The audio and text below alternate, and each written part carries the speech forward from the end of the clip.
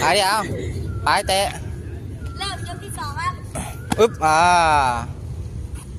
กระทาสวนเลยถ้าเขาเตะเวลาเขาเตะมาเราดึงถอยเราถอยแล้วก็สวนเลยเราตามสามตลกถอยหลังอย่างเดียวเลยเอาไม่ไปไหนแล้วไอ้สัตว์จะไปถึงเชียงรายแล้วเนี่ยอันนี้ต่อยไอ้ฟิตบ็อกซิ่งไอ้ฟิตมาเอาอีกต่อยมานี่เรียบร้อยมวยหนากันมวยผอมต่อยยากมวยหนามวยผอมต่อยยากให้2 3 นาทีพอ2 ดอกเลยนะเร็วลิงท้องไ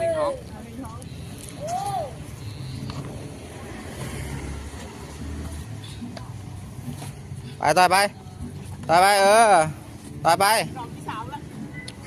ไหวไหมสวัสดีครับฮะอยากให้มีรอบที่สี่ดิยึกยักมือกันนึงจ่งไว้ทำไมกันดิกันไว้กายจะตก